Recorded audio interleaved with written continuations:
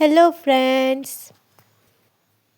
তো আজি আমি চাম সায়েন্সত কেনেকৈ 75+ আমি পাব পাৰিম। তো এতিয়া আমাৰ সায়েন্সৰ কিতাপৰ যোনটো সূচীপত্ৰ আছে ন তাক ভালদৰে লক্ষ্য কৰা। ইয়াত মই আমাৰ যোনকেইটা চেপ্টাৰ্ছ আছে সেইবোৰক 4টা ভাগত ভাগ কৰিছোঁ, ঠিক আছে। তো আমাৰ ফাৰ্ষ্টৰ হৈছে কেমেষ্ট্ৰি। ইয়াত মই তোমালোকক ক'ম যে কোনবোৰ চেপ্টাৰ ইম্পৰ্টেণ্ট। তো মই ইয়াত ক'ম জাষ্ট 75 আমি কেনেকৈ পাব পাৰোঁ। তো ইয়াত কেমেষ্ট্ৰিত যদি আমি এটলিষ্ট 22ৰ পৰা 23 মাৰ্ক, বাছ ইমানে লাগে আমাক, ঠিক আছে। ইয়াত আমি উঠাম 22ৰ পৰা 23 মাৰ্ক। দেন আমাৰ যোনটো বায়'লজি আছে, বায়'লজি এণ্ড এনভাইৰনমেণ্টেল ছায়েন্সটো মিলাই আমি 30ৰ পৰা 32 মাৰ্ক উঠাম, কাৰণ এইটো অলপ ইজি থাকে এণ্ড ইয়াতে ডায়গ্ৰামবোৰো থাকে। এণ্ড ডায়গ্ৰাম তোমাৰ ভুলো হৈ যায় ন, যদি তুমি ভালদৰে মানে নামটো লিখি লোৱা তেন্তে তাতে মাৰ্ক তুমি পাবা। এণ্ড দেন ইয়াত আছে আমাৰ ফিজিক্স। ইয়াত আমি অনলি 20ৰ পৰা 22 মাৰ্ক উঠাই ল'ম। এণ্ড এতিয়াতো MCQ থাকিব। চ' আমি যদি ইমান মাৰ্ক উঠাওঁ দেন আমাৰ টোটেল হ'ব 75 বা 76, তেনেকৈ 75 ওপৰতে হ'ব। মানে কি, মানে এইটো নহয় যে ফিজিক্সত ফুল পাৰফেক্ট হ'ব লাগিব, ঠিক আছে। আমি biology strong, physics selective and chemistry smart কৰিম, বুজিলা। সায়েন্সত যদি 75 আনিব আছে ন, তো বায়'লজি হৈছে তোমাৰ অস্ত্ৰ। তো ইয়াত বায়'লজিত মই ইম্পৰ্টেণ্ট চেপ্টাৰ্ছকেইটা কৈ দিছোঁ, য'ৰ পৰা কুৱেশ্যনছ এণ্ড ডায়গ্ৰামবোৰো আহে, ঠিক আছে। তো ইয়াতে জীৱন প্ৰক্ৰিয়া ইম্পৰ্টেণ্ট, নিয়ন্ত্ৰণ আৰু সমন্বয়। তাৰ পাছত আহিলে জীৱই কেনেকৈ বংশ বিস্তাৰ কৰে, এইটো চেপ্টাৰটো ইম্পৰ্টেণ্ট। এণ্ড তাৰ পাছত আমাৰ পৰিৱেশ আৰু প্ৰাকৃতিক সম্পদৰ ব্যৱস্থাপনা। এই যেইকেইটা চেপ্টাৰ বায়'লজিৰ মষ্ট ইম্পৰ্টেণ্ট। লাষ্ট 5 ডেইজত এইকেইটা চেপ্টাৰ একদম নেৰিবা।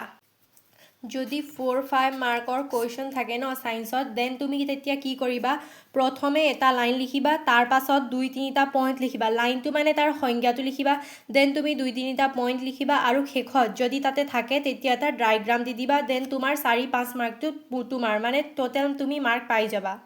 তাৰ পাছত আহিলোঁ আমি ফিজিক্সত। তো ফিজিক্সত ইম্পৰ্টেণ্ট চেপ্টাৰ্ছবোৰ হ'ল পোহৰ, প্ৰতিফলন আৰু প্ৰতিসৰণ, বিদ্যুৎ, তাৰ পাছত বিদ্যুৎ প্ৰবাহৰ চুম্বকীয় ক্ৰিয়া। এই 3টা মানে মষ্ট ইম্পৰ্টেণ্ট চেপ্টাৰ। যদি তুমি 0ত আছা দেন এইকেইটা ভালদৰে চাই যাবা। কম হ'লেও ডায়গ্ৰাম, লং কুৱেশ্যনছ এণ্ড অলপ MCQ চাই যাবা, তেতিয়া তুমি বেছিক মাৰ্ক পাই যাবা, ঠিক আছে। এণ্ড এই 3টা চেপ্টাৰত ডায়গ্ৰামো আছে। চ' যদি ডায়গ্ৰামো চাই যোৱা তেন্তেও এটা ভাল স্ক'ৰ কৰি ল'ব পাৰিবা ফিজিক্সত। এতিয়া আহিলোঁ কেমেষ্ট্ৰিত। চ' কেমেষ্ট্ৰিত জিনিয়াছ হ'ব নালাগে। তুমি ৰাসায়নিক বিক্ৰিয়া আৰু সমীকৰণ, ধাতু আৰু অধাতু এণ্ড কাৰ্বন আৰু তাৰ যৌগ, এই 3টা চেপ্টাৰ চালেই তোমাৰ যথেষ্ট হৈ যাব। যোনটো আমাৰ কেমিকেল ইকুৱেশ্যন বা ৰাসায়নিক বিক্ৰিয়া আৰু সমীকৰণ আছে ন, তাতে যিমানখিনি বিক্ৰিয়া এণ্ড সমীকৰণ আছে সেইবোৰ ষ্ট্ৰং কৰি লোৱা। লগতে ধাতু আৰু অধাতুত যিমানকেইটা শ্বৰ্ট কুৱেশ্যন এণ্ড MCQ আছে সেইবোৰ চাই লোৱা। এণ্ড কাৰ্বন আৰু তাৰ যৌগত কাৰ্বনৰ যোনটো আমাক আঁকিব আহে সেইটো ভালদৰে চাবা। এণ্ড কাৰ্বন আৰু তাৰ যৌগৰ MCQ আহে, চ' শ্বৰ্ট কুৱেশ্যনো ভালদৰে চাবা। চ' আমি এই 4 ডেইজৰ ডে 1ত আমি কৰিম ৰাসায়নিক বিক্ৰিয়া আৰু সমীকৰণ এণ্ড জীৱন প্ৰক্ৰিয়া। ডে 2ত আমি কৰিম জীৱই কেনেকৈ বংশ বিস্তাৰ কৰে আৰু পোহৰ, প্ৰতিফলন আৰু প্ৰতিসৰণ। ডে 3ত আমি কৰিম নিয়ন্ত্ৰণ আৰু সমন্বয় আৰু বিদ্যুৎ। এণ্ড ডে 4ত আমি কৰিম বিদ্যুৎ প্ৰবাহৰ চুম্বকীয় ক্ৰিয়া আৰু এচিড, ক্ষাৰক আৰু লৱণ। এণ্ড যদি তোমাক এইকেইটা চেপ্টাৰৰ ইম্পৰ্টেণ্ট MCQ বা মোৰ নোটছৰ পৰা ইম্পৰ্টেণ্ট কুৱেশ্যনছ বা PYQ কুৱেশ্যনছ লাগে তেন্তে কমেণ্টত জনাবা। মই ডে 4 লৈকে এইকেইটা চেপ্টাৰ ডে 1, ডে 2 কৰি দি দিম, ঠিক আছে। Thank U.